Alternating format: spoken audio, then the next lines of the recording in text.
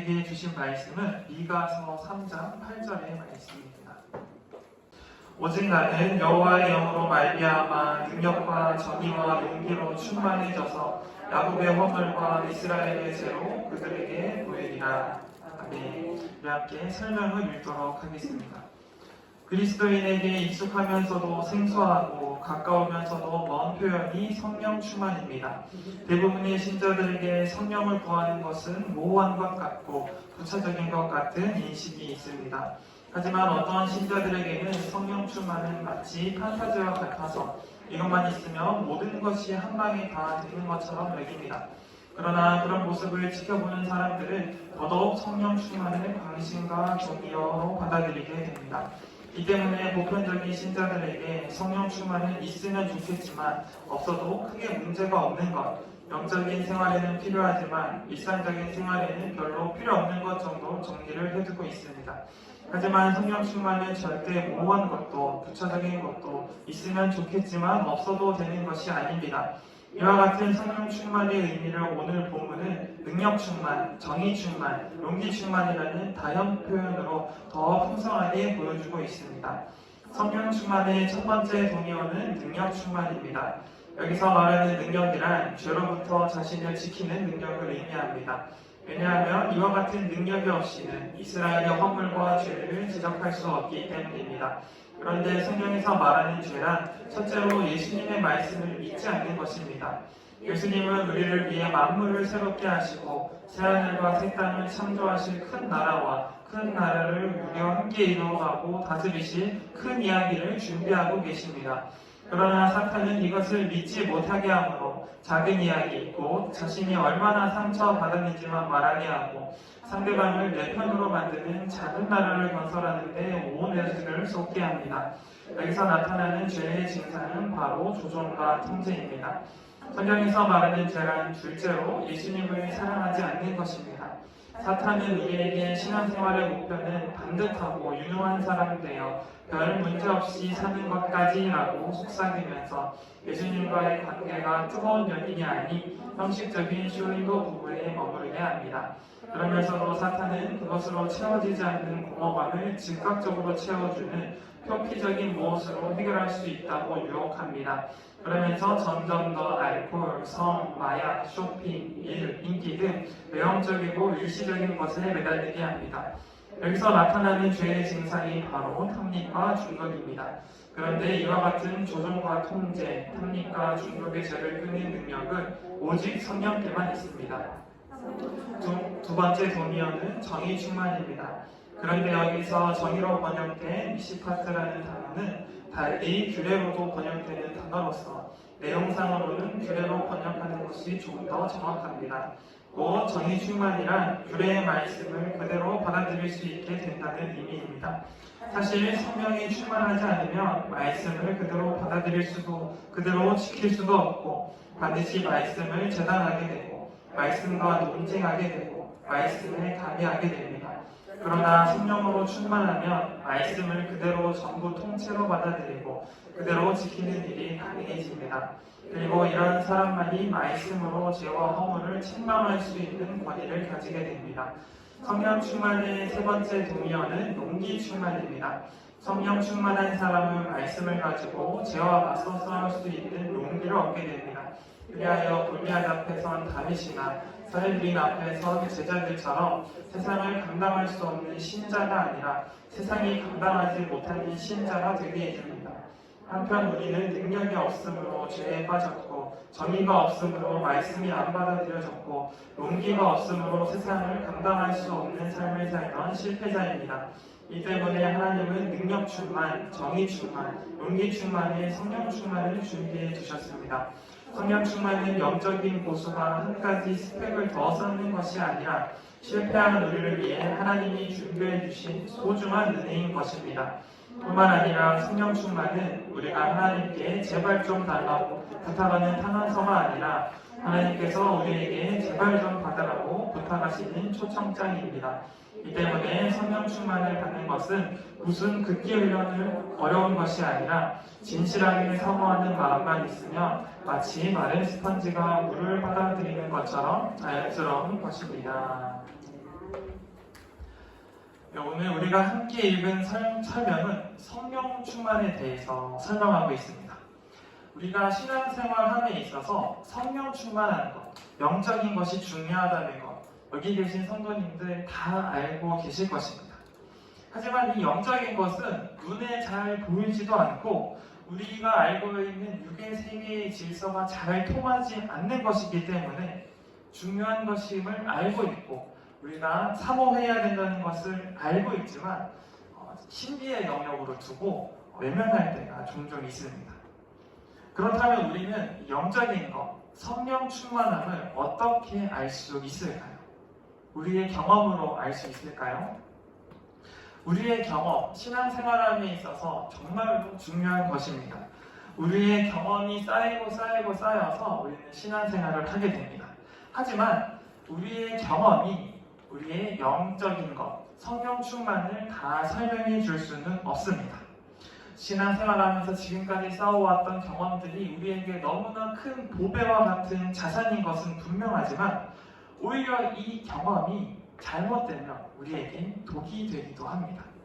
왜냐하면 우리가 이렇게 이때까지 해왔기 때문에 이게 맞아라는 생각이 너무나 신앙처럼 되어버린다면 그것이 성경 말씀과 맞는지도 우리는 비교하지도 않고 교회에서 말하는 그 전통과 맞는 것인지 비교하지도 않고 내가 맞아 라고 말할 수 있는 위험이 있기 때문에 이 우리의 경험은 독이 될 수도 있습니다.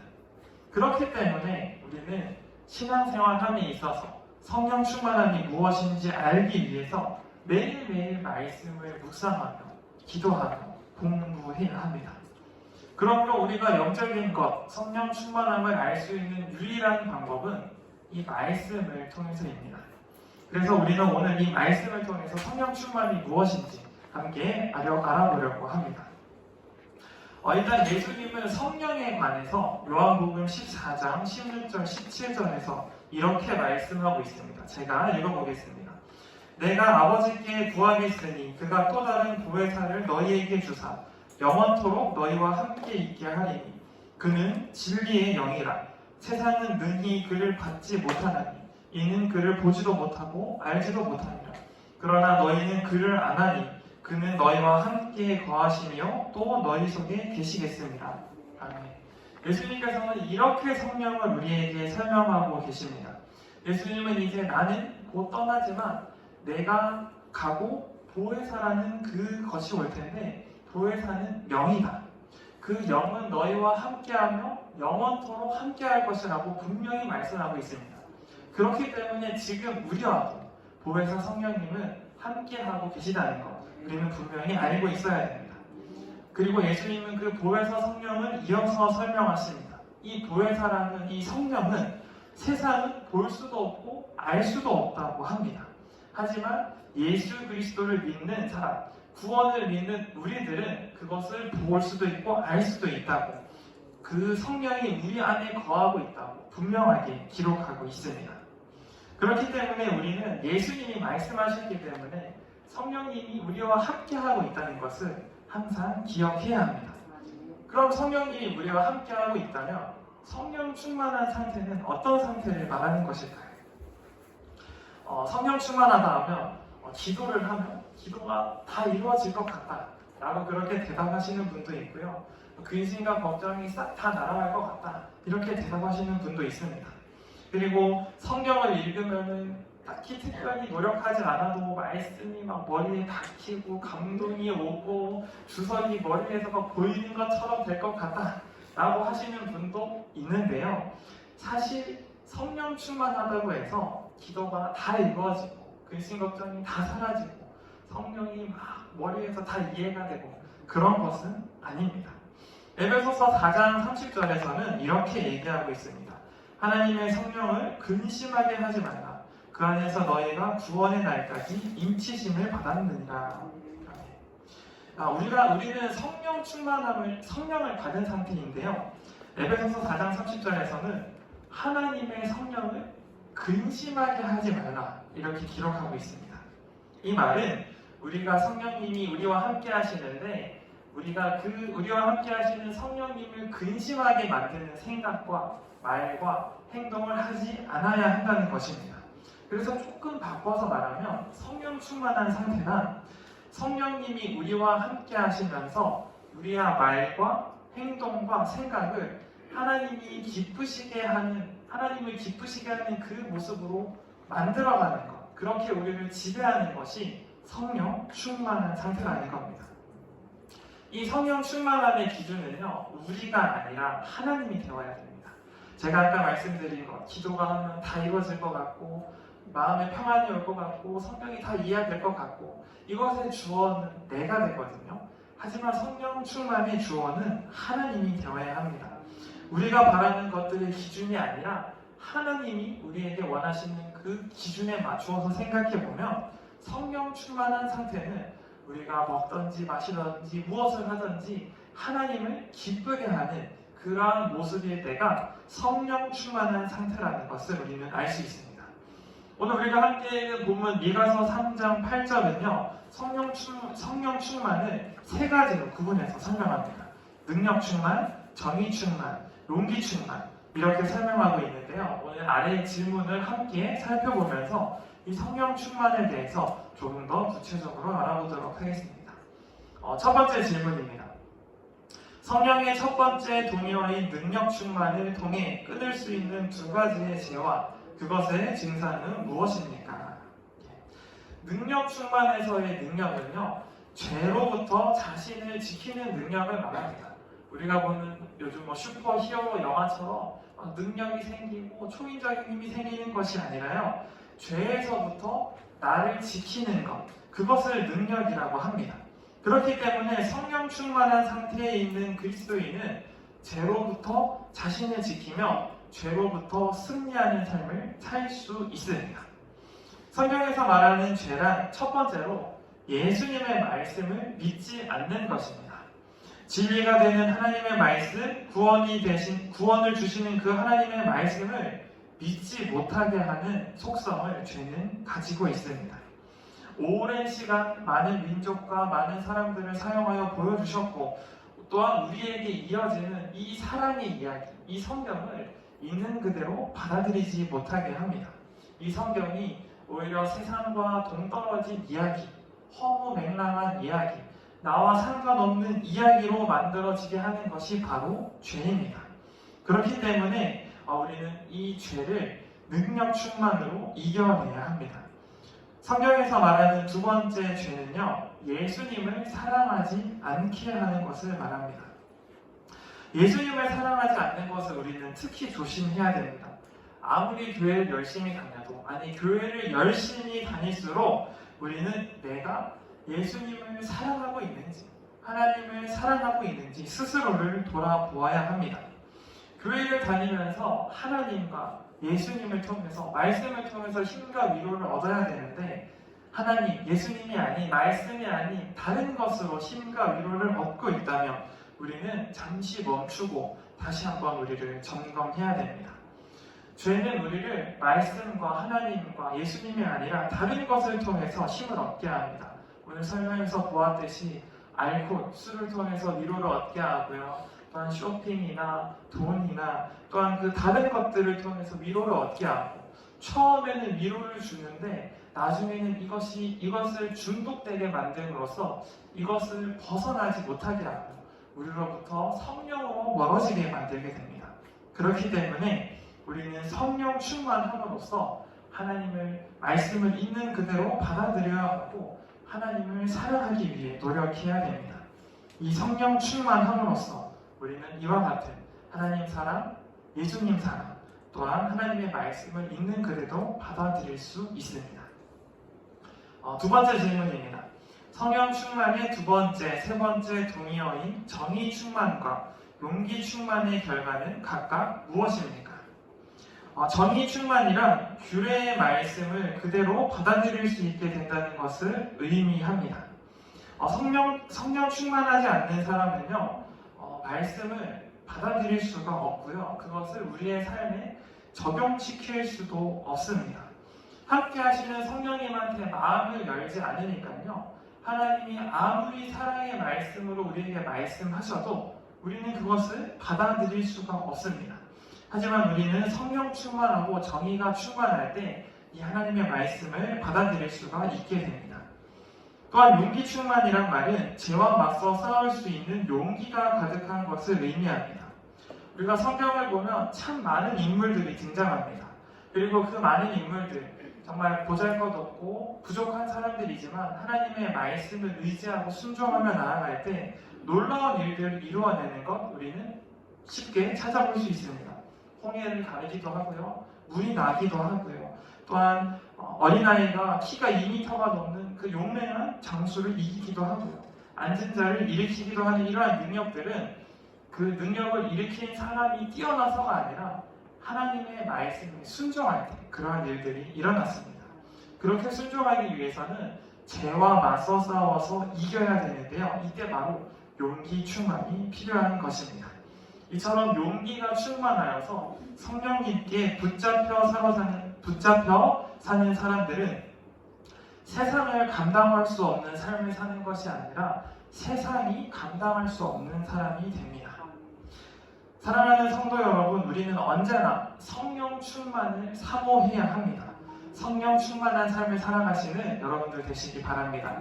그리고 성령 충만했다고 해서 끝나는 것이 아니라 그 성령 충만함을 끝까지 지켜내는 여러분들 되시기 바랍니다. 성령 충만함은 한순간에 무엇이 완벽하게 변하는 이러한 환상을 체험하는 그러한 것이 아닙니다. 예배와 말씀과 기도로 하나하나씩 우리의 삶이 바뀌어갈 때, 우리의 삶이 하나님이 기뻐하시는 모습으로 바뀌어갈 때 그러한 과정을 통해서 성령 충만한 사람이 되는 것입니다. 또한 이러한 성령 충만한 상태는 끝까지 지속되는 것이 아닙니다. 성령 충만한 사람이라도 성령이 부족한 사람이 될 수도 있습니다. 우리는 성경을 보면 성령이 충만해서 하나님의 말씀을 가지고 능력을 일으켰던 사람이 갑자기 넘어지면서 죄에 빠지는 것, 우리는 너무나 많은 인물들을 통해서 볼 수 있습니다. 그렇기 때문에 우리는 성령 충만함을 사모할 뿐만 아니라 매일매일 쭉 성령 충만함을 유지할 수 있기를 기도하며 나아가야 됩니다. 지금 성령 충만하셔서 예배를 사모하시고 말씀 보기를 너무나 사랑하시고 기도하기를 너무나 사랑하셨다면 이것이 끊어지지 않게 성령님 나를 붙들어 달라고 이렇게 기도해야 됩니다. 우리도 역시 성경에 등장하는 죄를 지은 많은 사람들과 같이 연약한 사람입니다. 우리라고 뭐가 다르겠습니까? 우리도 작은 죄 앞에서, 작은 시험들 앞에서 넘어지고 마음 상하고 하는 연약한 존재입니다. 그렇기 때문에 내가 연약한 존재입니다 라는 것을 항상 고백하시고 기억하시고 변하지 않는 그 하나님의 말씀으로 성령 충만한 사람이 되고 싶다고 그렇게 간절히 기도하며 성령 충만한 삶의 모습으로 살아가는 여러분들 되시기를 소망합니다. 또한 마지막으로 이 설교를 마칠 때요, 성령 충만함을 바라는 여러분들에게 해주시는 사도 바울의 권면의 말씀을 읽고 오늘 설교를 마치도록 하겠습니다. 내가 또 말합니다. 여러분은 성령께서 인도하여 주시는 대로 살아가십시오. 그러면 육체의 욕망을 채우려 하지 않을 것입니다. 육체의 욕망은 성령을 거스르고 성령이 바라시는 것은 육체를 거스릅니다. 이 둘이 서로 적대 관계에 있으므로 여러분은 자기가 원하는 일을 할 수 없게 됩니다. 그런데 여러분이 성령의 인도하심을 따라 살아가면 율법 아래에 있는 것이 아닙니다. 육체의 행실은 환히 드러난 것들입니다. 곧 음행과 더러움과 방탕과 우상숭배와 마술과 원수 맺음과 다툼과 시기와 분냄과 분쟁과 분열과 파당과 질투와 술 취함과 흥청망청 먹고 마시는 노름과 그와 같은 것들입니다. 내가 전에도 여러분에게 경고하였지만 이제 또다시 경고합니다. 이런 짓을 하는 사람들은 하나님의 나라를 상속받지 못할 것입니다. 그러나 성령의 열매는 사랑과 기쁨과 화평과 인내와 친절과 선함과 신실과 온유와 절제입니다. 이런 것들을 막을 법이 없습니다. 그리스도 예수께 속한 사람은 정욕과 욕망과 함께 자기의 육체를 십자가에 못 박았습니다. 우리가 성령으로 삶을 얻었으니 우리는 성령이 인도해 주심을 따라 살아갑시다. 우리는 잘난 체하거나 서로 노엽게 하거나 질투하거나 하지 않도록 합시다. 아멘. 기도하겠습니다.